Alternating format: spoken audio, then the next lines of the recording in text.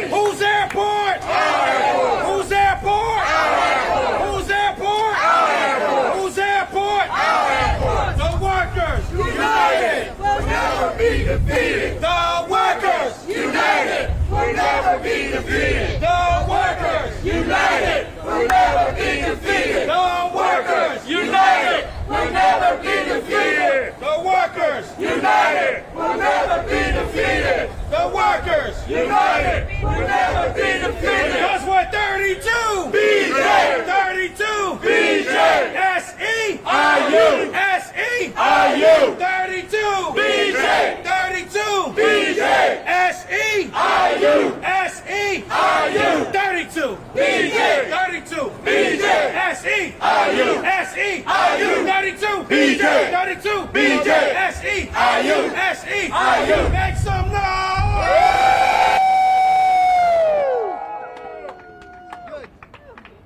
Mashinov! Mashinov! I hope I said that right. Yes. I learned it. Now you can blame Machu. Where's Machu at? All right, good afternoon, everybody, and thank you for being here. I'm Jaime Contreras. I'm an Executive Vice President for SEIU 32. Our union represents 190,000 members throughout the East Coast in 12 states and Washington, D.C. 20,000 of them are airport workers, just like the ones that you have here. 4,000 of them are at DCA in Dallas. Thank you all for being here. Before we do a prayer, I do want to do a moment of silence. Last Friday, I found out just now we lost one of our key leaders for ABM right here at this airport.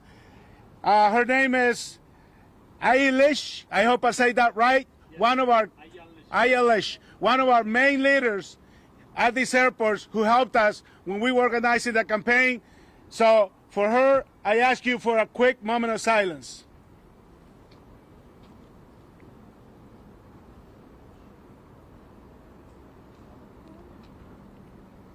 Thank you. So before we get started, I think it is appropriate that we start with a prayer led by Abba Heligorges. I hope I said that right. Yes. And also Kesis Alebachu. I'm going to ask them to come up and lead us in prayer before we get started. If you can come up to the front, please. Thank you so much. No, underline. ስለምንድን ነው ጸሎት ጸልዩልን ትግላችን ጸሎት ያለው ጀማሪ ነው መስማው ሰዓት በቅድስት ሥላሴ እንደ የሰማይ ማርያም ጽዮን ለዓለም ዓለም አቤቱ አምላካችን እግዚአብሔር ሆይ የጊዜያት ባለቤት የሰዓት ባለቤት በሰላም በሰላም ጠብቀህ እስከዚህ ሰዓት ስላደረስከን እናመሰግናለን። ቀሪውን ሰዓታችንን በሰላም ታስመሸን ቅዱስ ፈቃድ ይሁንልን። በዚህ የተሰበሰቡትን ሁሉ በረድኤት እንድትጎበኝልን የሀሳባቸውን መሻት እንድትፈጽምልን እንዲህ ብለን ስምህን እንጠራለን። አባታችን ሆይ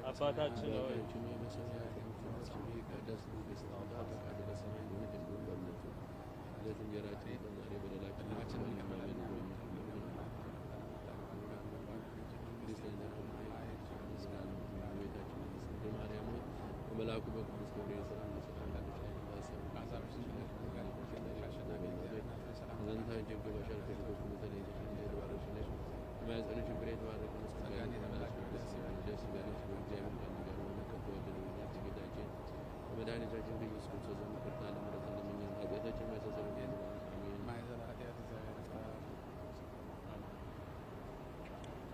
Thank you very much.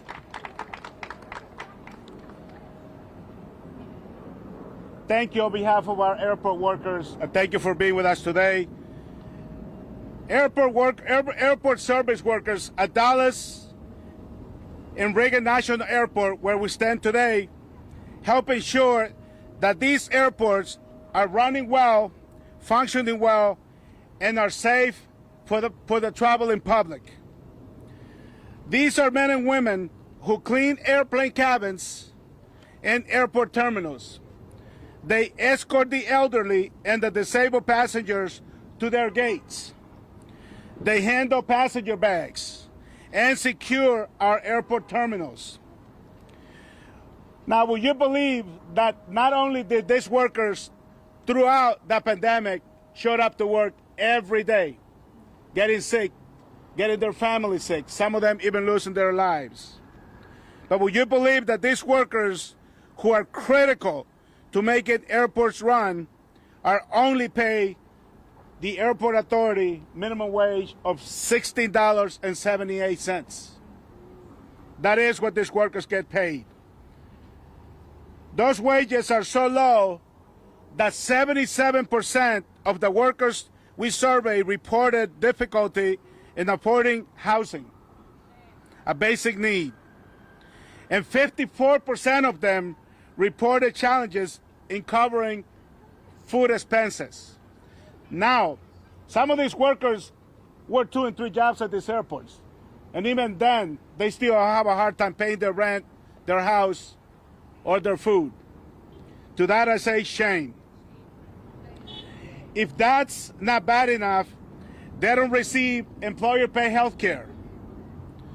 This leaves 90% of them reliant on programs like Medicaid or Medicare, programs that we all know are at risk of going away, while 44% of them reported having no coverage of health care at all.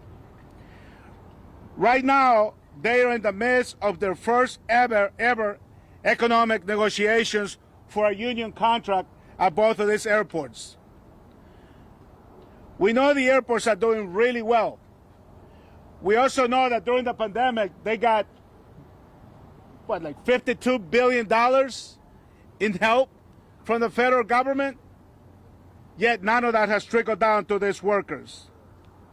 Record-breaking passenger traffic, record-breaking profits, yet airport workers are struggling to survive, much less support their families, even after working 2 and sometimes even 3 jobs. To that I say shame. Airlines should not be profiting, that's right. Airlines should not be profiting at the expense of workers' health and workers' well-being.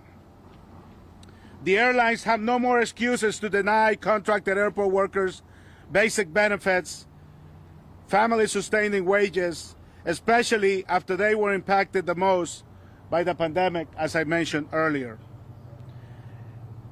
Airport service workers got sick and died from COVID.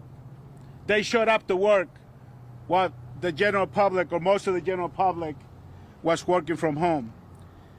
Some of them were laid off without a paycheck to take home. And we know that employers aren't simply going to give workers a raise out of the kindness of their heart. They haven't done it in the past, and they're not going to do it now. That's why we're here today. That's why we want you to hear directly from some of the workers who are impacted, who have been doing this work day in and day out, about what it's like to be an airport worker. So first, I want you to welcome Kwaku Anjiman, who is one of our members here at 32BJ, but is also on the board of our union. Kwaku, come up here and tell it like it is, brother. Thank you. Hi. Good afternoon. Good afternoon. My co-workers and everybody are here. My name is Kwaku Ajuman. For 12 years, I've served as a wheelchair agent at this airport, and I'm a leader in my union, 32BJ SEIU. 32! 32! 32! I'm here today to talk about a simple idea, that our work should guarantee our health and safety and not to put them at risk. We proved that change is possible when, after a 4-year campaign, we won paid sick leave from MWA. But we are still denied employer-paid health care. This isn't just a benefit. It is a matter of life and death, considering where we work. Think about what we do. We work hands-on with the elderly and disabled. We work in one of the busiest international hubs in the world, a place where germs from every corner of the globe passes through. During the pandemic, we lost co-workers to COVID. Without health care, we are not just vulnerable, we are at a point of failure in our airport's public health defense, which means that we need a public health care paid by employers is a need and not just a benefit that we are asking for. It should be given to us. That's right. But we know in America, if you don't fight for nothing, you gain nothing. That's right, Kwaku. And that is why we are here. Come on, talk about it. And what we do, we get after taking this risk, a wage we had to fight for. The only reason we are not in poverty is because our union fought for 3 good years with EMWA to get this policy of $16, whatever, a little over $16 that we are now getting. Before then, we were getting less than $7. We all know that. But now we are trapped at that so-called minimum, just over $16 an hour. In this economy, that isn't a living wage. It's a starvation wage. So I ask you, do you agree that we deserve better? Yes! We have won before, and we will win again. But only if we fight. Our jobs, our lives, and our families are worth that fight. When we fight, We win! when we fight, We win! when we fight. We win! Thank you. Thank you, Kwaku. No one can tell it like Kwaku. Thank you again. Now it is my honor to introduce our next speaker from the disability rights community. I'm going to now ask Kent Kaiser from the United Spinal Association to please join us and tell us why you're here, brother.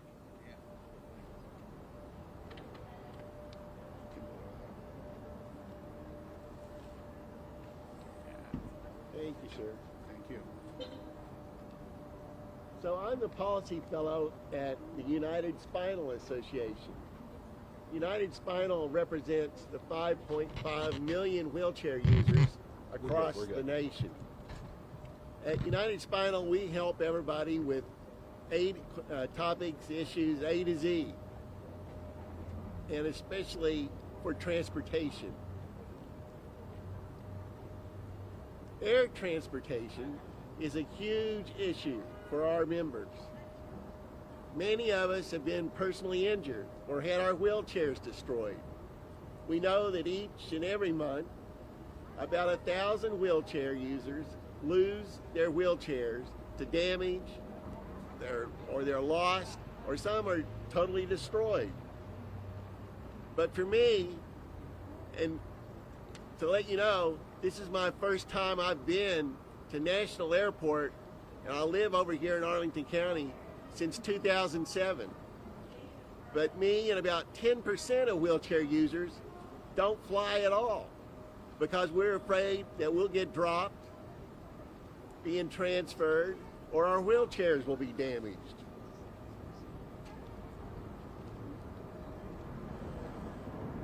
Now, it's just as huge a challenge for the men and women of 32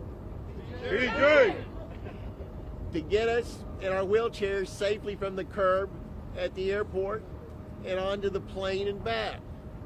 Because we know 32 workers have a hard time too. I know workers, and one of them just spoke, whose pay was so low he had to take on 2 additional jobs just to try and make ends meet.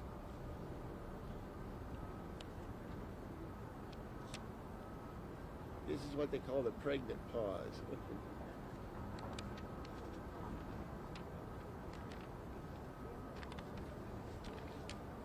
We know that staffing shortages, often due to high job turnover because of poverty wages, result in wheelchair-using passengers being stranded on a plane, dropped on the floor, or had their wheelchairs damaged. And as has been said, it sickens me that 77%, and it's worth repeating, of airport service workers had reported difficulty in affording housing. And 54% reported challenges in covering food expenses. Airport workers have organized in 32 and are now bargaining so they don't have to be homeless. And so their children will have enough to eat. We also know that workers have to come to work sick and expose everyone because there are no sick days, there's no basic health care services. Let's face it, brothers and sisters, we're in this together. Higher wages and affordable health care for you are in everybody's best interest. High wages and affordable health care for you mean a stable, reliable, and healthy workforce that benefits the safety of all of us and our wheelchairs. And memo to the airlines. All this means more efficient operations, and that'll save you more money. That's why we're here today, united. Thank you. Thank you so much. 32! 32! Thank you so much for being here, and thank you for the support. Now it is my deep honor to introduce our next speaker, someone who I don't know that has ever missed an airport rally as a local official. Now it is my privilege to introduce him to you as a congressman. Please welcome a champion for airport workers, but really for all working people in the state of Virginia, James Walkinshaw. Congressman James Walkinshaw. Thank you, Jaime. Thank you, Jaime. It is such an honor, as always, to be here with the courageous airport workers of 32 BJ. Give yourselves a round of applause. It has been one of the honors of my life to stand beside you. I'll say, though, for too many years that we have been in this fight for fair wages, for fair benefits, for fair treatment in the workplace for airport workers in our region. And look, I say this every time. My constituents in the 11th District of Virginia in Fairfax who use this airport and use Dulles Airport, their expectation is that the workers here are treated fairly. Their expectation is that the workers who facilitate the 53 million passengers who use National and Dulles Airport each year, airports that bind our region together, that bind our region to the nation, their expectation is that these workers are treated fairly. And look, we're in a battle in this country right now for working people. And I just came from the Capitol, where for the last 9 months, the administration and Republicans in Congress have been picking the pockets of working people and lining the pockets of their billionaire donors. But the people who will win this fight are not in Congress. The people who will win this fight here and across the country are right here with us today.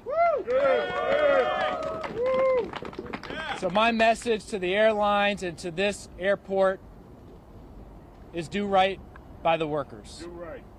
When you do right by the workers, they will continue to do right by our passengers and by our region. So it is my great honor to be here with you all. I am so proud of you, as always, for continuing this fight, and I will continue to stand alongside you, although I hope we get to a day very soon where we won't have to fight for basic fairness and decency.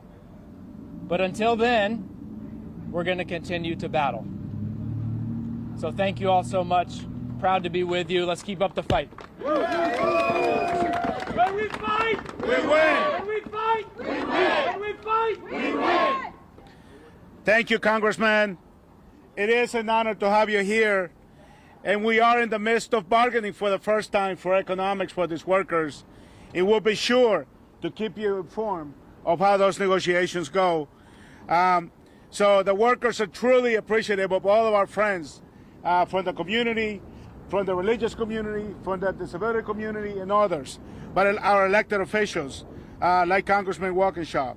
It is my honor to introduce to you one of our local champions here, Senator Adam Evans, to come up and say a few words of support for these workers. Thank you so much for being here. Thank you. I think Congressman Walkinshaw hit the nail on the head when he said our constituents, the people who use these airports, have an expectation that the workers are treated fairly. We know that DCA broke its all-time passenger record and Dulles set new international traffic records in 2024. Considering that United Airlines had a total operating revenue of $57 billion in 2024, and American Airlines had a record-breaking full-year revenue of $54.2 billion, it's unacceptable that the women and men that make their work possible are compensated so little as to struggle to survive and have to rely on publicly funded health insurance. We know that most of 32 BJ's 3,500 airport workers currently earn the MY airport minimum wage is $16.78, which is a mere half of the minimum hourly wage a single person needs to live in Northern Virginia. Adding insult to injury of low wages, workers don't receive employee-paid health care, leaving 90% of the workers reliant on programs like Medicaid or Medicare, programs that are going away, while 44%, almost half, reported no health coverage at all. As those programs are threatened and become under danger, workers and too many others at airports will be without any health care options. This means countless men and women are at constant risk of suffering threats to their health and having their lives cut short. It's unacceptable to allow such a critical workforce to be without life-saving health care. You know, people here, we come into these airports and we expect world-class airports. We see clean airports. We see people, even those with disabilities, getting to their gates. And why is that? It's because of the men and women standing behind me. We need them to continue. We need them to continue with dignity and to continue with a fair wage. Thank you for all the work you do. Thank you for fighting. And thank you for standing up for your fellow workers. Yeah. Thank you. 72! BJ! 72! BJ! When we fight, We win! when we fight, We win! fight! Fight! Fight! Fight! Fight! Now it is, thank you again, Senator, for being with us. Now it is my honor to introduce one of those warriors, one of those brave workers who is a cargo agent at Dulles Airport. MJ, come up here and tell us why you're here today. Give it up for MJ.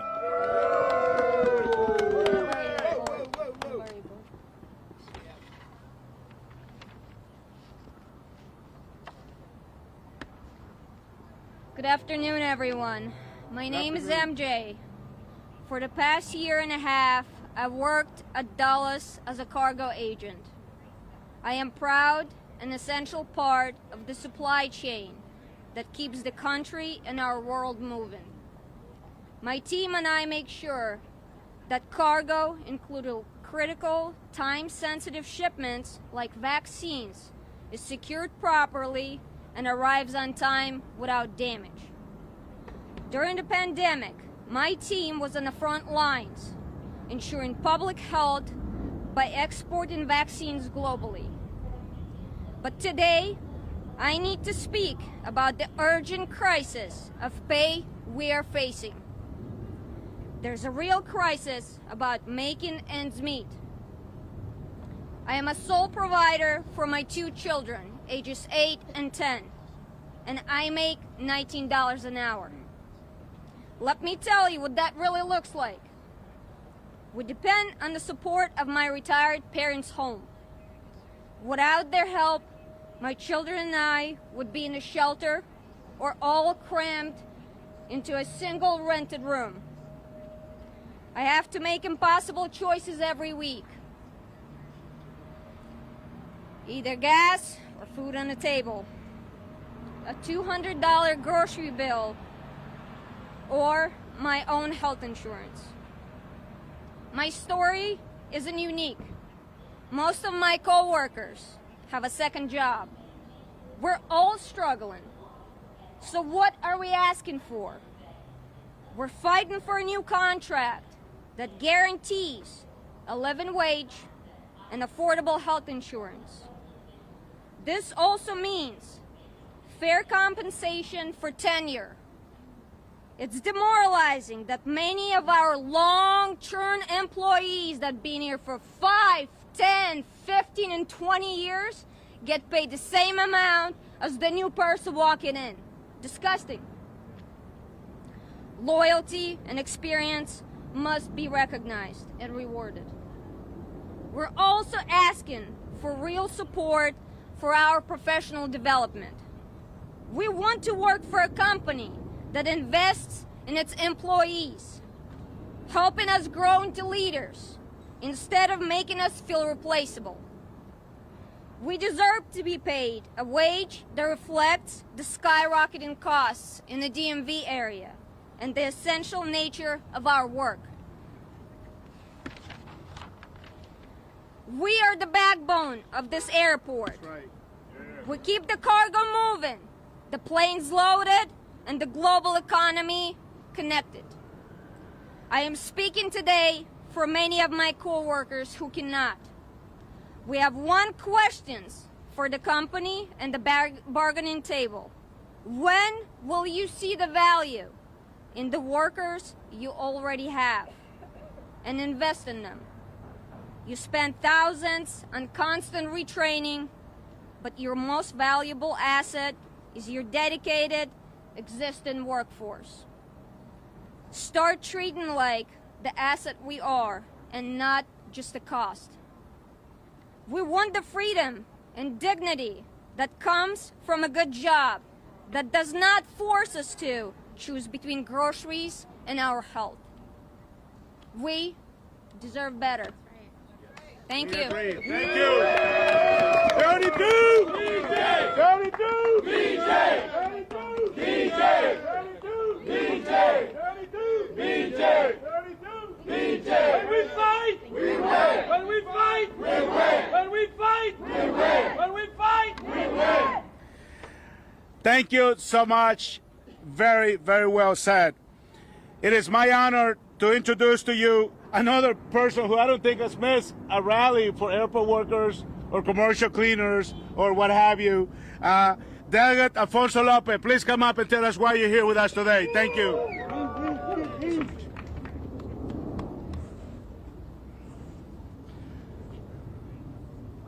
I'm the proud product of labor family. I have labor brothers and sisters in my family going back generations. Workers deserve better. Workers at this airport deserve better. There are 3,500 of our workers at SEIU who work at this airport. A whole lot of them live in the 3rd District, which is South Arlington and Northern Alexandria. And I got to tell you, if they're just scraping by in this very tough economy, with the prices so very high in Northern Virginia, we all lose. We all lose. If a worker puts in 40 hours a week, they should be able to afford a home. They should be able to afford food on their table. EMWA needs to do better because these workers deserve better. So let me also say something, folks. We've seen what's going on with Medicaid and Medicare right now. How people are trying to take Medicaid away from us. And the fact is, the vast majority of these workers cannot afford health care. And if they're not getting health care from EMWA in this airport, that's on all of us. So let me just tell you, not having health insurance is like a sword hanging over your head. If you have an accident or an illness, people lose their homes, they lose their livelihood. Workers deserve better at this airport. SEIU 32BJ has been fighting the good fight for years, for decades. They all should be thanked for organizing and fighting for all of us. But the fact is that we have to fight for you. All of the elected officials in Virginia need to know that we need to be paying our workers more. We need to be providing more in terms of health care. We need to be fighting for our workers. Because let me be very clear. If someone living in the 3rd District of Virginia or any corner of the Commonwealth has to make a choice between their rent or their mortgage and health care or food for the children on their table, there's something wrong going on.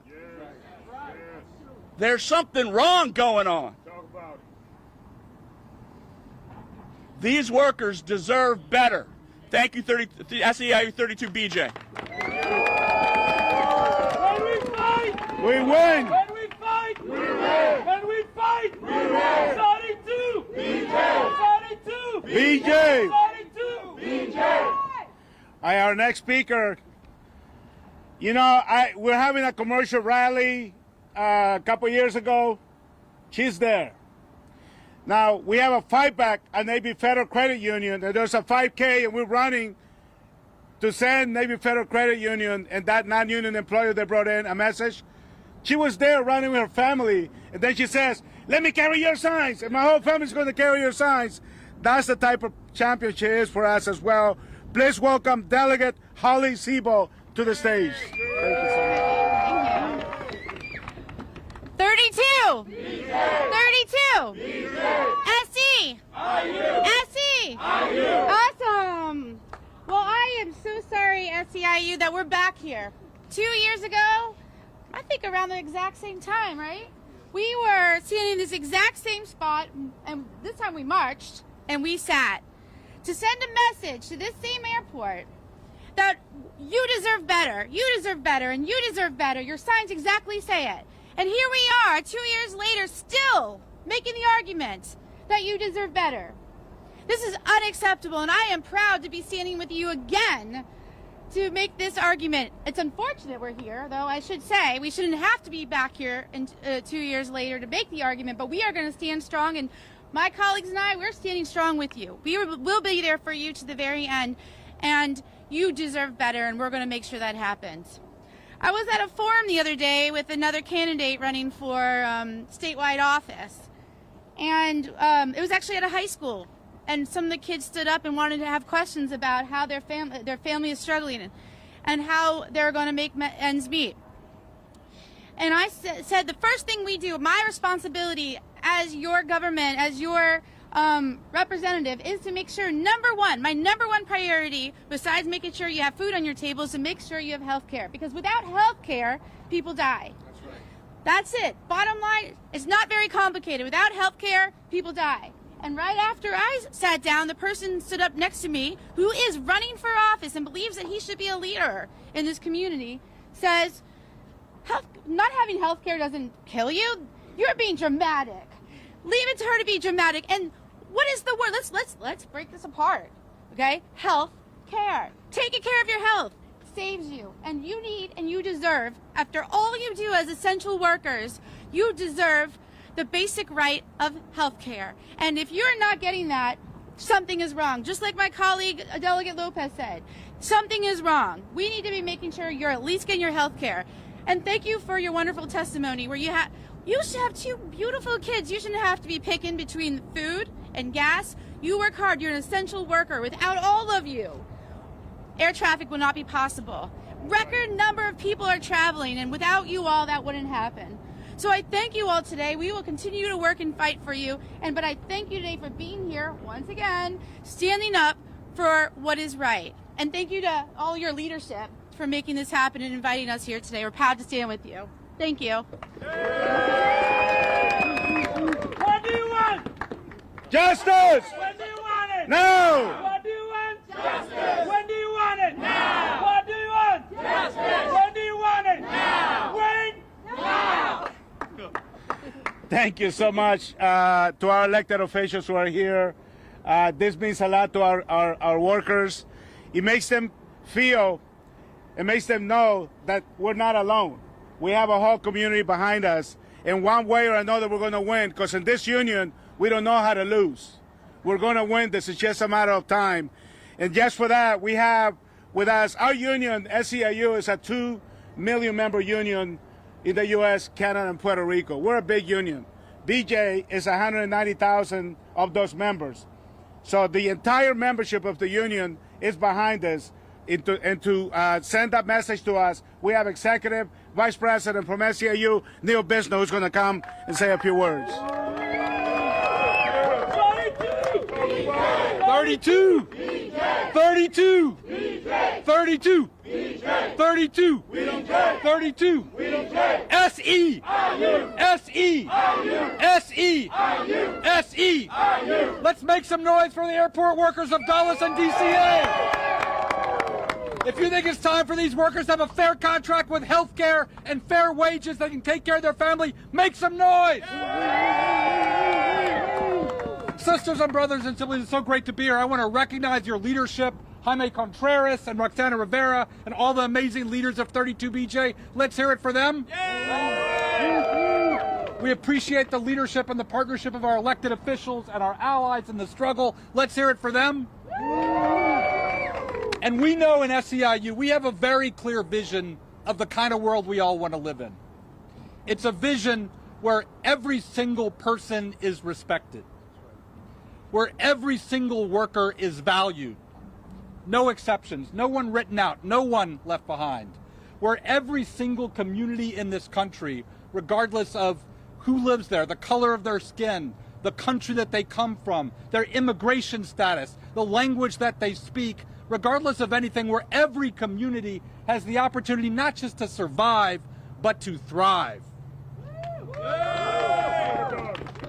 And we know that that vision is under attack every single day today. Whether it's what's happening across the river in Washington, D.C., where, yes, an authoritarian government and their billionaire allies are fleecing working people, taking away our health care to pay for tax cuts for billionaires. Whether it's the outrageous attacks on immigrant families, the ICE raids, the occupation of our nation's capital and cities from Chicago to Portland and everywhere else with National Guard and U.S. troops on American soil. Shame. Whether it's the federal workers who are not only suffering from a shutdown today because some in Congress won't stand up for health care for working people, but who have hundreds of thousands of them have not just lost their jobs, but lost their union. We know that we're under attack every single day as working people and as communities. And we know that we have to fight back and fight forward. Because we're not interested in going back to some status quo before 9 months ago or 10 years ago, because we know that that status quo never worked for too many working people. And that the systems are broken and that the rules are rigged. We're fighting for a different future. And we know that we have to fight everywhere and on many fronts. So we have to fight in the streets. And I want to recognize Brother Contreras and 32BJ for helping to lead the Free DC actions across the river in DC time and time again, standing up for immigrant families and for home rule and self-determination for the people of DC. And we're going to be there on Saturday, not just here and in DC, but all over this country, standing up for workers, not billionaires, no kings, no thrones, for the democracy that we all deserve in this country. And we're going to be there between now and November 4th, right here in Virginia, to re-elect or elect elected officials who will stand with working people, like Abigail Spanberger and so many others. We know that we have to fight in many ways, every day on many fronts. And we know that a huge part of that fight is standing alongside and fighting with the workers who are here today. Many of them immigrant workers, all of them essential workers, the workers who help make this airport and airports all across this country go. So let's give it up one more time for the airport workers of Dulles and DCA.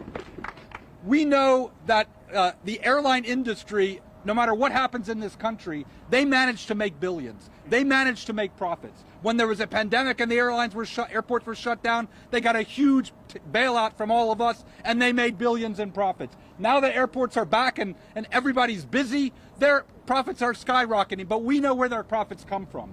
They come from the hard work of the working people here with us today. And it is about time that the essential workers who made our airports and our airlines go have fair wages, have quality health care for themselves and for their kids, have a secure retirement, and have a union for all airport workers, no matter what kind of badge they work or who they work for. Let's hear it for the airport workers. So I say to you today that across the country, this union brings together 40,000 airport workers all around this country. And as Jaime said, we unite 2 million workers all across North America. Here in Virginia, we unite 32 BJ property services workers with Virginia 512 public service and home care workers. We're a big, diverse union. And I say to you today that every single worker here, the 2 million SEIU members across North America, we have your back. We are with you every single day. We will be with you every single day until you win your first economic bargaining, until you win the future that you all deserve. Because what happens when we fight? When we fight, when we fight, when we fight, 32, 32, 32. When I say unions, you say for all. Unions, unions, unions, unions. Let's go win. Thank you. We win! We win! We win!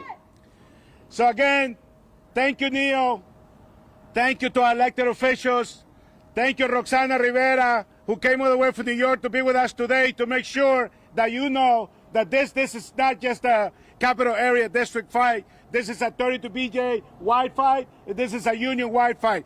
Thank you all for being here. But thank you really to the men and women who are here, the brave men and women who are here and work at these airports, who are critical to keeping these airports running every day. You are contracted baggage handlers, sky cabs, wheelchair attendants, cabin cleaners, ramp workers, passenger assistant representatives, checkpoint screeners, fuelers, and security officers, and more.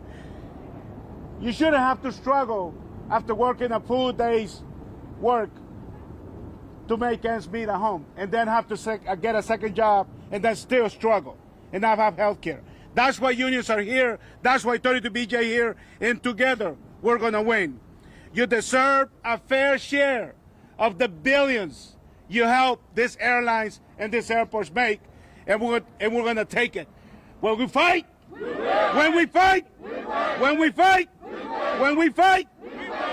Raising standards is not just about raising wages. It's really about raising communities as a whole. You know, when you make more, you spend more. And where does that money stay? Locally, the local economy. So it only makes sense that these airports invest on the workers that make everything happen every day at these airports. Exactly. That's why we're here. That's why we're not going to rest until we win.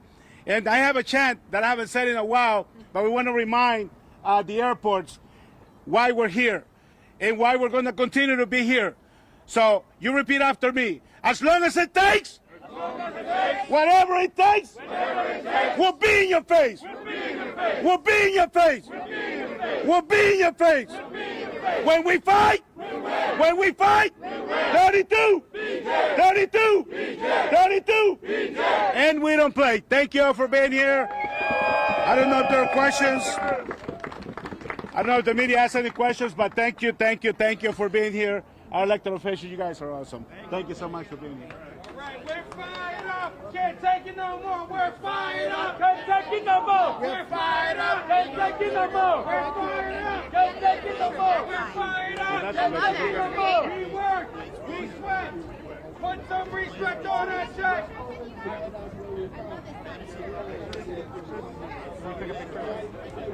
Do you want to go?